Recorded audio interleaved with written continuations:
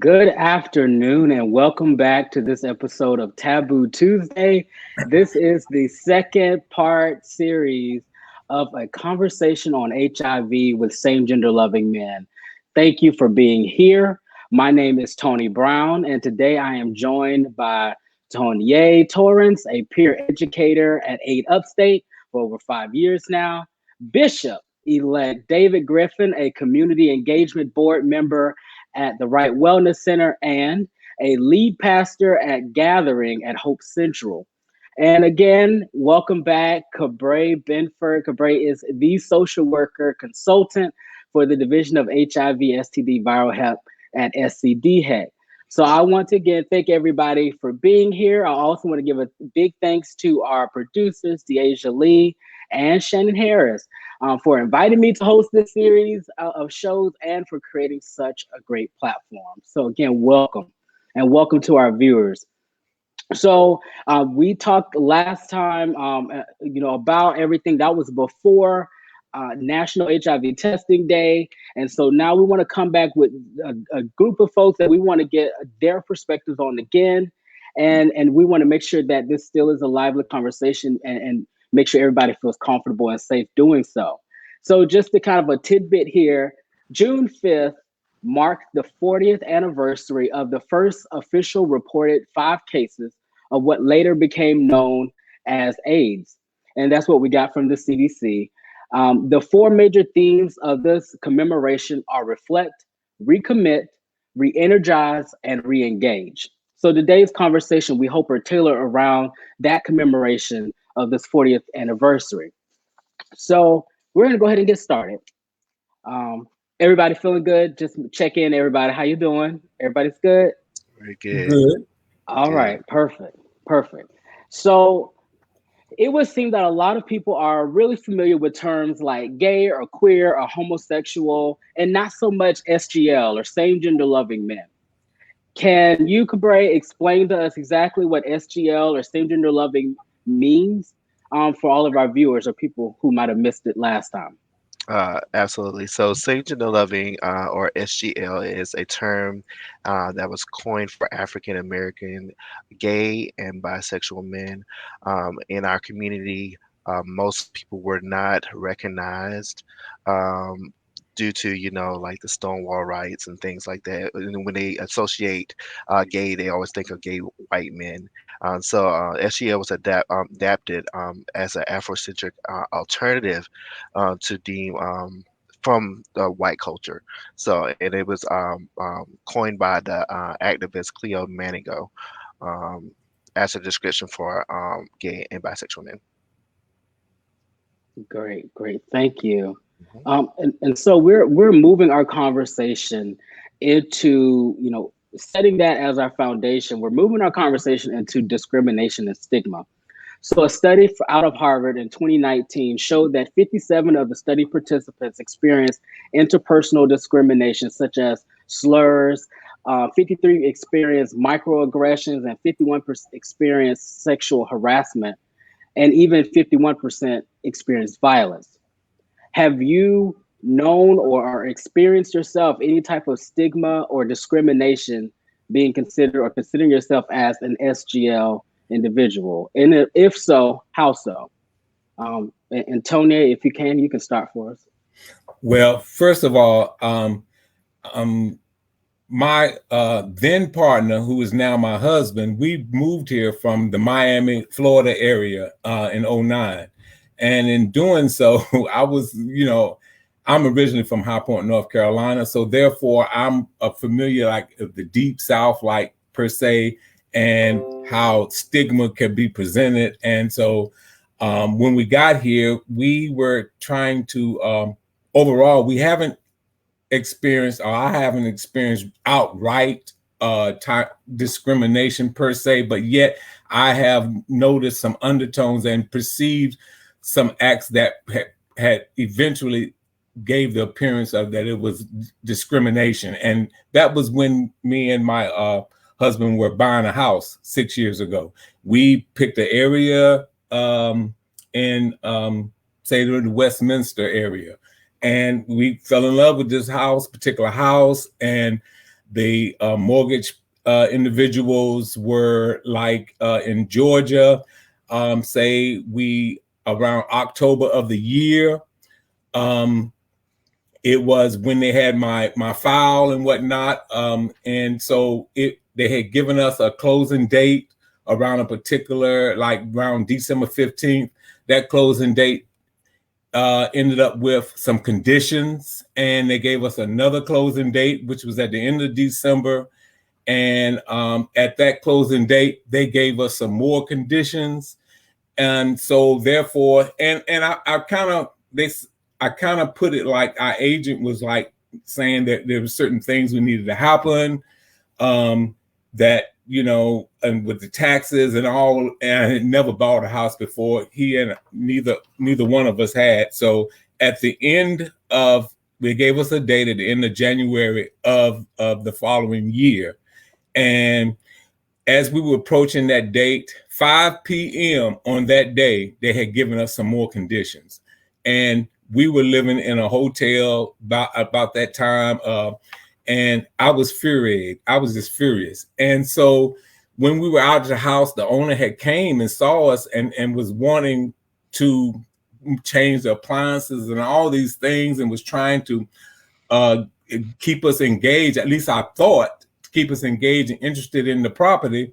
And they kept giving us conditions. And I must say, I said some few choice words on that Friday afternoon, because I was done. And I told them to give me my file. And so we came in the local area, in the Greenville area, took our mortgage. And I tell you, in 8 weeks, we closed on a house. And after we closed on the house with the new mortgage company, I told them what I said, and they said, look, Mr. Torrence, your file was easy. I do believe there was some repercussions. I just don't want to say, and that was definitely outright discrimination. I felt the same gender loving, 2 Black individuals moving up in Westminster, and, you know, things happen for a reason, and good, because I'm glad I wasn't on that ended street. It was one way in and one way out.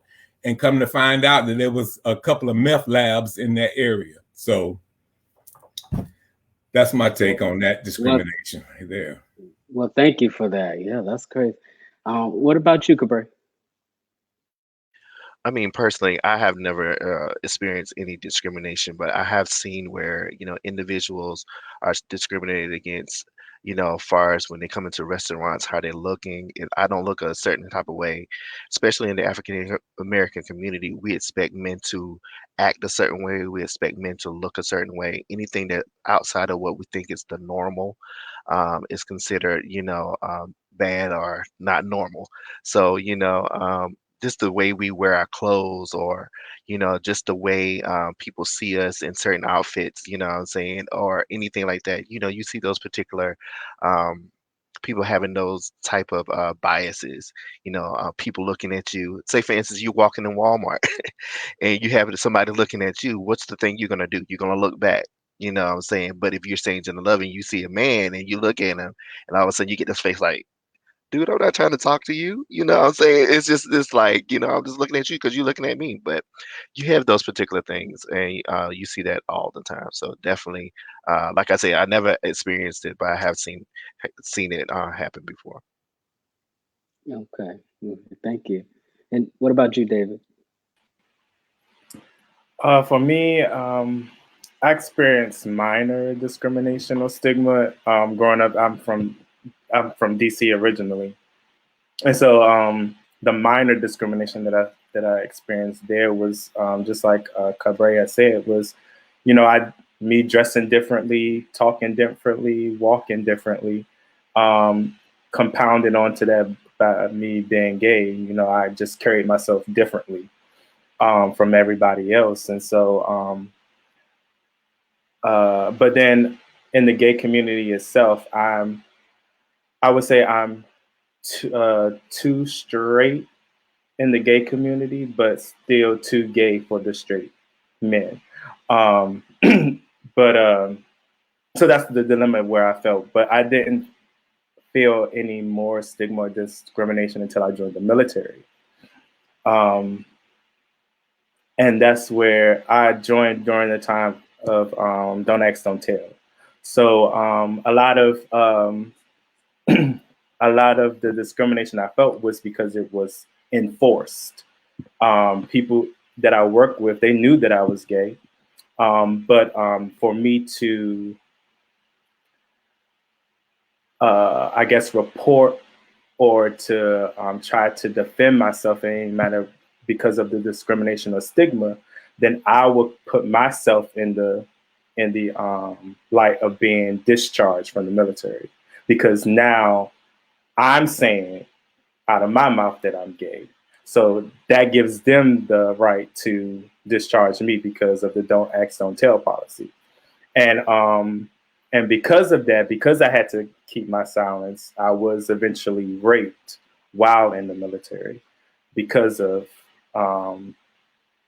the stigma, discrimination, and because of yeah. But yeah, that's my piece on it, on the stigma and discrimination as a SGL man.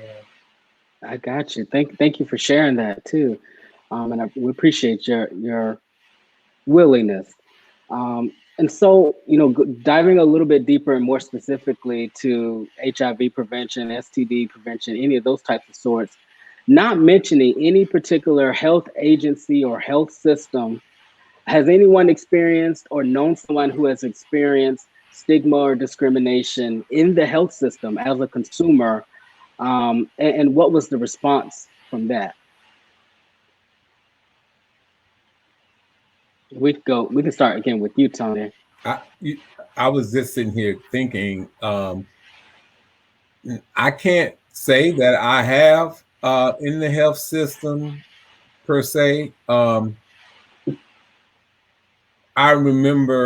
do recall wanting to have a procedure done on my feet. And it was like planters, warts or something at the bottom of my foot. And when I had want to have that done, it was like an assumption that where there was going to be a quick little surgery, a lance. It was really weird how this particular individual, the specialist, denied and said, well, you don't need to have that. It's just not going to go away. It would just, I guess they were basically saying even if he cut my foot, they were still going to have to keep on cutting it. And so I was just taken aback by it. And I thought because he saw me with my partner and whatnot, the assumptions of what would go with that as far as being HIV positive. I am HIV positive, but I didn't say that to them. And I guess I take it that they assumed that was the case, and that since it was so intrusive, it was going to be blood. It was like that's where my mind went, is that he denied to do the surgery. At first it was an option, but then it became like it's no need for it. Okay. Wow. Thank you for that. And Kabra? Definitely, going to the doctor's offices and just going there to get a procedure done. Anytime you disclose your sexual preference, you will see the change in some providers, their biases, how they look at you, definitely how they perceive you to be. Promiscuous, you're always sleeping around or something like that. Those are some of the thoughts that may be in their heads, and so you see the changes in people's attitudes, and how they treat you, when you're going in there to get certain services. So definitely, we have to make sure that we strengthen our healthcare systems and make sure that our providers are getting the education they need to work with people who are same gender loving, or individuals who are even trans, working with those individuals. How is that supposed to look? We definitely need assistance in that area. Great. I agree. Thank you. And David? I would say I experienced that one time, stigma or discrimination in the health system, I was seeing my regular old doctor, and when I was diagnosed with being HIV positive, I saw the shift or the distinctive, I guess, demeanor that came across on the doctor face and disposition. And when, and just like Kabra said about being promiscuous, the connotation of a gay man or SGL man being promiscuous, that led, that thinking drove the conversation based upon the doctor, from the doctor's perspective. And so, so I had to change doctors because I was uncomfortable. We can't continue this. So that, so I ended up seeing another doctor after that situation. Okay. And thank you for sharing that. I appreciate it. So, looking even further into HIV treatment and care, we focus specifically on the phrase U equals U, meaning undetectable equals untransmittable. And it was launched to push the understanding that people living with HIV who have an undetectable level of virus in their blood due to treatment are unable to transmit the virus to others. So what does U equals U mean in the context that you can frame it in? And has that movement changed anything?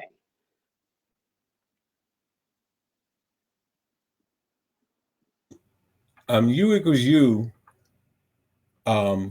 is, for me, it was a game changer. It was a game changer because we could have children. It undetectable is when you use your HIV medications as prescribed. It lowers the blood level in your body to the point to where it can't be detected on any test. According to CDC and whatnot, the undetectable levels below less than 200 is undetectable, and you remain undetectable for 6 months. You would not pass HIV sexually to any others. Ideally, a PA, a doctor, the physician, a specialist, and me, myself, would prefer that undetectability to be less than 20. But at less than 50, is pretty good. Some of them, I've heard some doctors call it a blip, with certain peers that may be in treatment. But yes, undetectable back in my day, in the beginning, was less than 200, and that was something good to be at. Okay, perfect. Thank you. What about you, Kabra? Undetectable equals untransmittable. I mean, that changed the game of HIV. Basically saying that, a person who is undetectable, taking their medications, doing what they need to do, cannot transmit HIV to somebody else. I mean, that was just, something amazing, especially for those who are HIV positive. I definitely think, we still have to make sure that we're still teaching people about other STIs, and making sure that you're still using condoms, still protecting yourself, because they are still out there. And there are some things that you cannot, there's still out there that you still can get, such as syphilis, you still can get gonorrhea, you still can get chlamydia, even though they're curable, you still can get those particular things. So, but it was like Tonye said, it was just something different, something changing in the community and in the HIV community. So definitely, it is a game changer. I don't want us to get too lax on it though, and just think that we have made it. We still have a long way to go because HIV is still out there. People are still not protecting themselves. And some people who are not using their medications are not undetectable. So HIV is still prevalent in the community, and we need to make sure that we get out there, help those people to come into care and to get undetectable. So we can end this epidemic. Thank you. Yeah. And David? I will agree with everybody else that's gone already. That you equals you changed the landscape for HIV and those who are HIV positive. But I would say that to kind of chime in with Kabra, I would say that it kind of gave a stamp for those of us to kind of, you know, do our thing as we do, and not care about ourselves as far as protection is concerned, and the other STIs that are out there. So we made the perception is I'm okay with taking my medication and I'm untransmittable, so I can go ahead and do what I do as I please, and I'm okay. But there's still other STIs out there that we need to also protect ourselves from. And then there's other strands of HIV out there as well. So the protecting ourselves is very key. Great. And thank you all for those responses. And I just want to mention for our viewers watching, at the bottom of your screen, you might see a scrolling banner. And just to reiterate what's going on, in observance of National HIV Testing Day, there are free STD HIV screenings at your local health department, and they're going on today. So if you can, call your health department. I know it's about noonish, but call your health department. Their number here is listed 1-855 for SC DHEC, or spelling it out is or numbering it out 1-855-472-3432. And you can find other testing centers at scdhec.gov/HIV locator. But do understand, of course, because of COVID, things might have changed as far as hours or availability. So I would definitely give them a call ahead of time before you go. And I'll probably mention that again close to the end, but I just want to make sure for our viewers watching, if not for themselves, for their family or friends or anybody that may be interested. All right, cool. But thank you all for your answers and their response. We want to move on to HIV prevention. So pre-exposure prophylaxis, PrEP, the drug that people are using now that's been prescribed to prevent HIV, has been featured in commercials and billboards and movies, films, everything across the internet. But is it being talked about enough? And what can we do to get more information about this particular tool in the HIV prevention toolbox?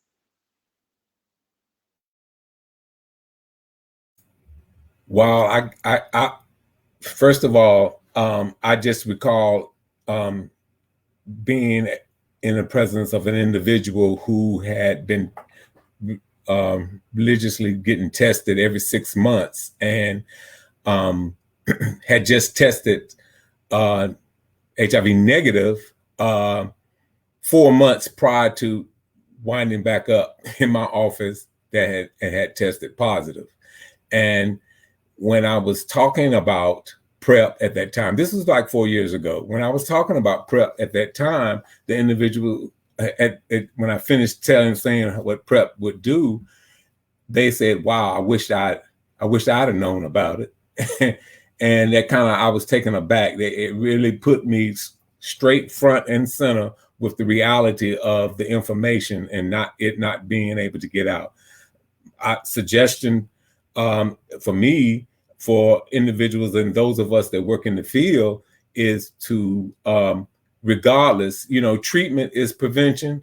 And though I understand the fact about grants and different departments and whatnot, but we have to be able to bridge and cross over and be able to be in the prevention line to talk to, even though we're talking to someone positive, talk about their partners, whether they could be negative, they get new partners, be in a position to be able to test, to talk about PrEP for their partners, and which in turn reiterates the being adherent to their medications and being undetectable. So it has to be a bridge instead of compartmentalizing it. And I don't talk about PrEP because I'm talking to someone positive. That we should always be more creative and open to the fact of talking about the prevention side. Right. Thank you. And thank you for your point. I see one of the viewers, Tanya, had posted. I think that's a really good point about everyone getting information about PrEP with their providers. And so, Kabra, what did you? Definitely PrEP is a conversation that we need to continuously push. I don't think we are pushing it enough. One reason is because a lot of providers are not interested in it, because it has to do with the taboo of what we talk about today, sex, HIV. It has to do with all those particular things, and some providers are not as comfortable in talking with, individuals about their sexual habits. However, this medication is something that is game changing as well. To have a medication that will prevent you from, contracting HIV is definitely something. That is wonderful, but we need to push those conversations. We need to push it to the areas that it needs to be most given to, especially with our African American men. We have our own biases when it comes to, taking something new. I always go back to like COVID, taking COVID shots. Everybody didn't want to take the COVID shot. We don't know what it is and all that kind of stuff. However, it is something that's going to protect you. And so PrEP is the same way. PrEP is here to protect you. People are having sex. We just need to understand that sex is natural, and that but there's something here that can prevent you from getting something that is going to hurt you in the future. So we need to make sure that we educate the communities that is just most affecting, and also let's make sure we talk to the providers, that they're educated about PrEP, so when they talk about PrEP to people who come into their offices, they'll be more easy to be able to give them information, and not feel that pressure of, um, I don't know what I'm talking about. I don't know much about it. So I think we need to really push it to the providers, any of those unions that they have, these academies that they have, really pushing PrEP and the importance of PrEP. Right. I definitely agree. Thank you. And David? I feel as though that as much as we talk about condoms and pass out information pertaining to condoms, I think that same conversation or same information should be had with PrEP. Just as long as we continue to push that when we find out that someone is having sex, that's in that same conversation. Have that information about PrEP as well would be beneficial in making sure that the message continues to get out about PrEP. Right. Good. Definitely agree. Okay, so I appreciate your answers with that, and that gives us a lot to think about. And so we want to move on to one of our last topics, thinking about generational differences. So given our discussion so far, talking about HIV treatment and HIV prevention, and acknowledging that there have been so many advocacy campaigns over the many decades now, over these last 40 years, do you feel that there is a difference on how HIV is seen now compared to previous years? And what does that difference mean? In some regards, as a long-term survivor myself, for 28 years, there was a time where the look of HIV was like the Tales from the Crypt. I mean, it was unhealthy. It was devastating. It was shocking to a point, and you couldn't tell whether an individual was on drugs or whatnot, and they could have just been on drugs. Nowadays, you have those children of the children, or my younger so-called nephews and nieces of that time, that may not know any different, will still think of HIV. Well, AIDS is just AIDS. It's just straight AIDS. And it could be a hindrance as to why people don't get tested, because of lack of knowledge, and why people think they're okay because they don't look like the Tales from the Crypt. However, the face has changed. The medication has evolved. It's not 11 pills 3 times a day. As it was for me, it's 1 pill, and therefore, to where now individuals, you can live a healthy and an abundant life, a healthy life. And those, some of us may have come from a very horrendous challenges as far as maintaining our health. You don't have to get there or go there. And so therefore the information that it goes out and the language and the words that we use, like, forget about AIDS, it's HIV, you know, and the response to HIV, and that taking medication, getting tested, knowing about your status as quick as possible, that if you were HIV, there's a pill, there's regimens that is less toxic and on the body that you can take, and you can live a full-fledged productive life. And so that's the information. And yet, even though it is, I think it's changing to some degree, but we still have a long ways to go as those of us that know better to put it out there. And therefore, that could be, that's one of the main conditions and main reasons and rationale why I would disclose my status under certain circumstances, for the fact that I want you to know, at least I hope I don't look like the Tales from the Crib. You look great. You look great. You're fine. Thank you for that. And Kabra, what did you think? Thank you, Tonye. That was good. That was really good. I definitely feel there's a difference in how HIV is compared to years ago. The landscape has changed. When we think about HIV in the 80s and late 80s and 90s, it was a gay white man's disease. People were advocating. They were out at their legislators. They were doing these particular things. And trying to get, medications, fighting ADAP and all those kind of things like that. So, we have definitely moved from that. Now, as you see, the landscape is African American young men, you know what I'm saying? And the landscape has definitely changed. It's disproportionately evident, in the community and how it looks. And we still have a long ways to go with advocacy as it relates to, making sure that we're getting services that are needed, especially here in our state, making sure that we're providing the services that we need to provide to people who are living with HIV. We still have a long ways to go. We need to educate, educate, educate. That's all I can really say. That is going to really be that's going to help us in the future to get out there and help those who are HIV positive, get to our legislators, get to those who are, who have the upper hand to do something as it relates to HIV. Right. Thank you. And David? Just like everyone else said, I believe the landscape back in the 80s, 90s, HIV/AIDS was considered a death sentence. Here we are today, and with the help of treatment, HIV isn't so much as a death sentence anymore. And with that, I believe, from my perspective, the advocacy work has changed as well.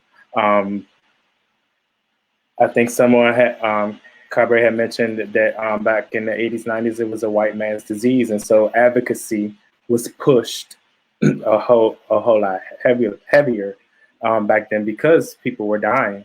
And here, because HIV with treatment you don't see anyone dying anymore.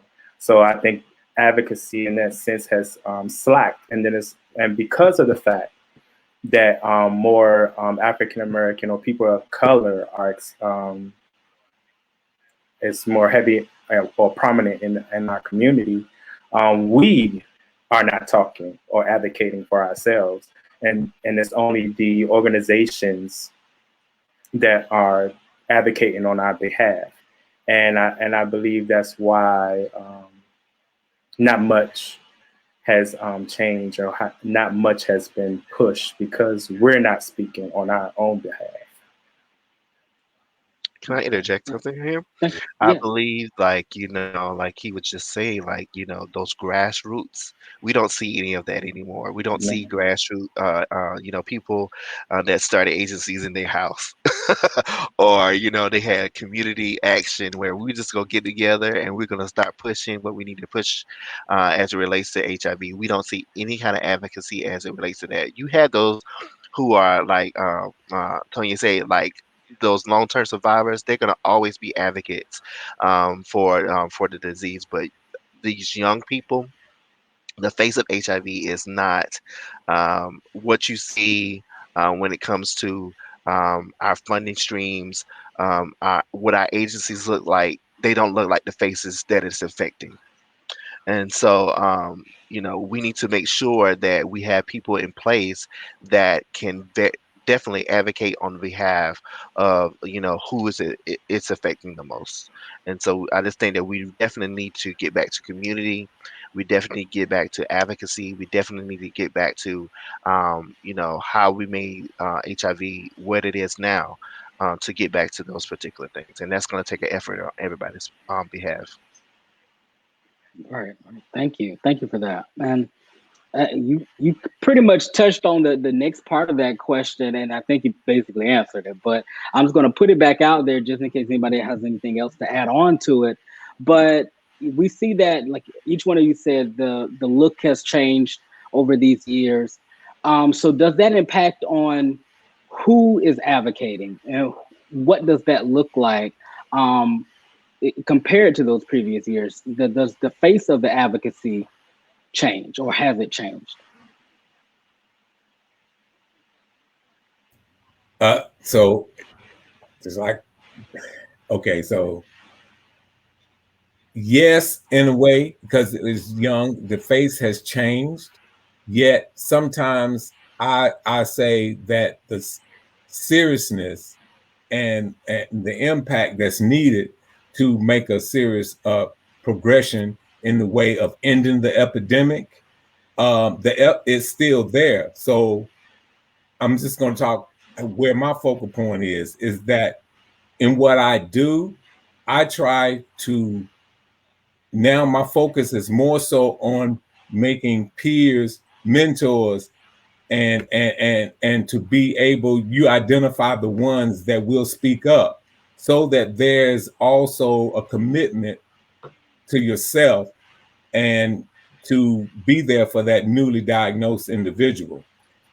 As well as, when I say treatment as prevention, not waiting for someone to be positive to talk about what's needed as far as prevention is concerned, but being able to advocate, to be an advocate and be willing to, to a certain degree, to disclose your status to those that may be, that come to get tested frequently, and or maybe uncertain about their partners, or on certain dating apps and whatnot, that you can always create a safe space or an environment to where we can have these discussions. And so therefore, that's going to take a commitment and a decision. And with that being said, the face, when Kabra was talking about the agencies that don't have the individuals that look like the people that we need to target it, then the ones that you do, those agencies that have the ones in there that look like the people that target it, if they have to be treated in a way and cared for in a way to be able to be relentless in the work that they do, because how they're treated and how they're cared for to push forward and be relentless in the work that they do shows ground zero the rationale behind why you're in the business that you're doing.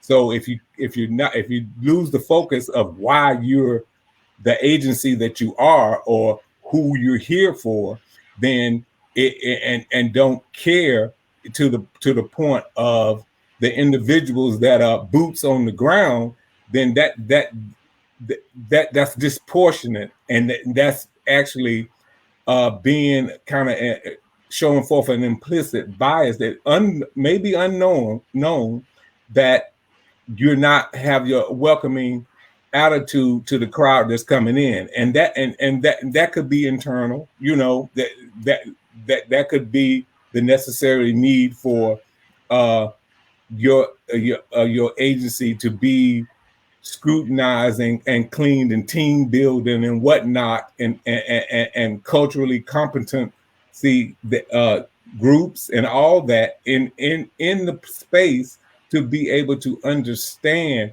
that individual that comes in and that is disruptive in their appearance and disruptive in their talk because of who they are. And I mean, as it comes to the race and the gender identity that they have. And that's a strong and hard conversation, because myself, even bringing it up, you know, just the fact, not referring to anything in particular, but just the fact of bringing it up could be repercussions. But no one wants to talk about the elephant in the living room. Yeah, that's definitely true. That's definitely true. Did I know Kabra talked a good bit about it? David, did you have anything you wanted to add to that about who is advocating or things of that nature? I believe I mentioned when I spoke earlier that that the advocacy from back in the 80s, 90s were the people, the grassroots, the people who were being affected, or those who were associated or living with HIV/AIDS at that time. They were the ones who were advocating. Now it's more so those organizations that built from those grassroots efforts. They're the ones that are now advocating, but they're advocating more so, from my perspective, for the funding of the organization to continue to do their work. But as far as advocating for those who are affected, currently being affected by HIV right now, there isn't any real grassroots efforts to change or impact how HIV is affecting our community. Okay, I got you. Thank you. And so we have a viewer question from Gerald. Do you feel the community perception of HIV has changed for the better over the last 40 years to now? This is a toss-up question, so anybody. I'll interject that. I think some of us still live in myths, and it goes back to us not being educated. You know what I'm saying? When HIV is mentioned, it's a stigma that goes along with that, and people continue to keep that in their minds. You know what I'm saying? We have people, especially here in the Midlands, that are always advocating, you know, to make sure that we have that change within our communities. However, there are some people who just don't get it. You know what I'm saying? And it's not so much that, you know, they're trying to learn. You know what I'm saying? When it comes to that, everything that goes along with HIV is, you know, we live in a Bible Belt. We live in a religious, you know, state. You know what I'm saying? So everything goes along with that. And they're not looking at the bigger picture, that this is affecting people and their lives, and how can we, you know, be the change that we need to be in our own communities. You know what I'm saying? And going back to your question about advocacy again, is that you have young men who are at the ages of 13 to 24 who are getting HIV, who are not advocating for themselves. The people who are advocating with them are older gentlemen or older women who have been probably affected with HIV. But that's not the face of HIV.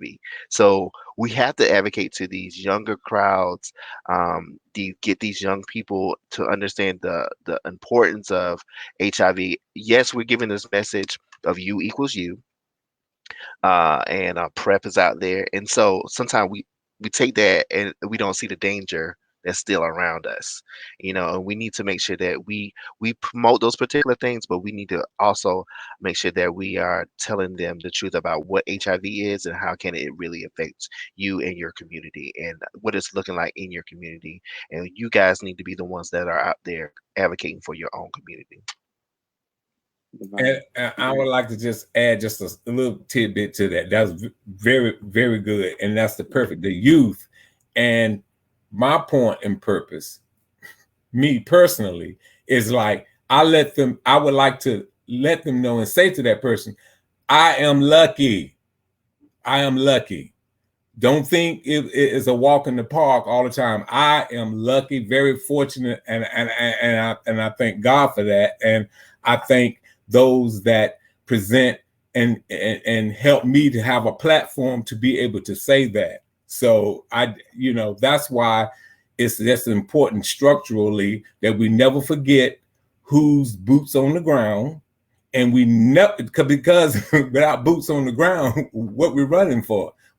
Don't forget what we're running for, why we're here, because your value of what you're supposedly representing shows when the people with the boots on the ground are struggling. Yeah, very true. Very true. Thank you. Thank you. So, and we're going to wrap up shortly. I have one last question for you. What do you wish you were told as a young SGL man growing up that you weren't? That you wish you would? That you wish you were told?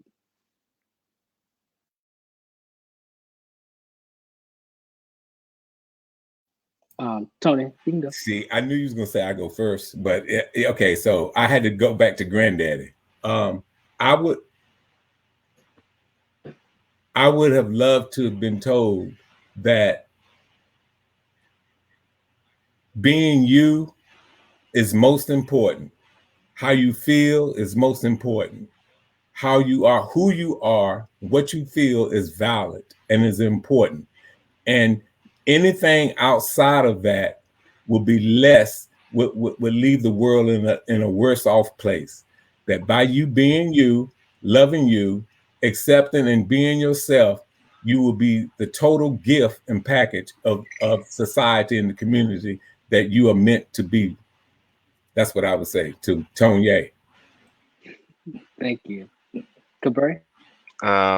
I would just say, I never had those things. My parents always forced that you're the best person that you always be the best person that you can be. I was always told those particular things. Always be you, because you're created by God to be His image, and so I took those things and I fostered those things and I hold on to those things every day in my life, and it's made me who the person I am, and so I just feed off of that. Great. Thank you. And what about you, David? I would say a real, true, honest discussion on sex.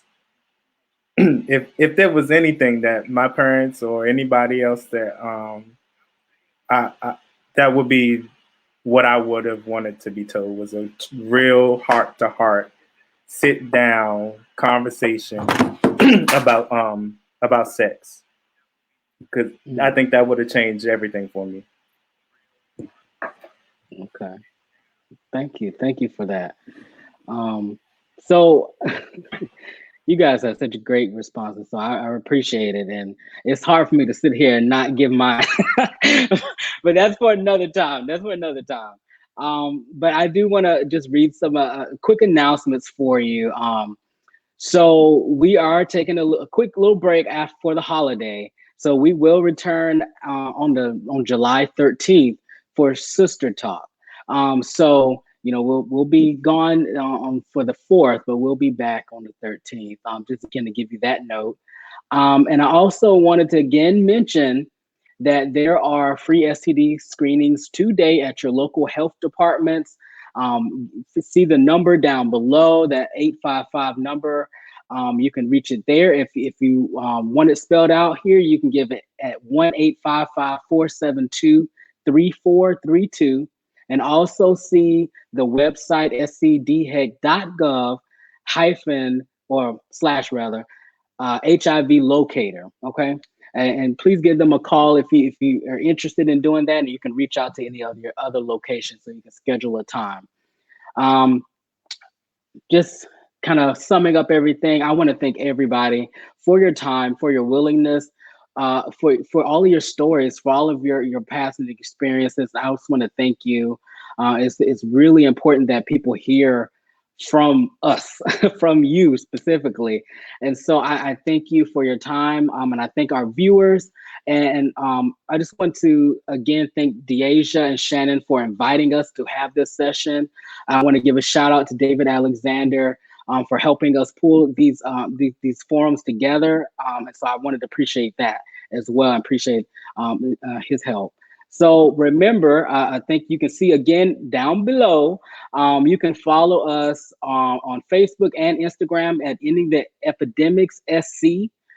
So look for us there. You can find some of the previous videos that we shot before with a wide range of topics, and you can come see us on the next videos on July 13th. So again, we look forward to seeing you soon, and thank you for your time. And thank you, panelists, for being here today.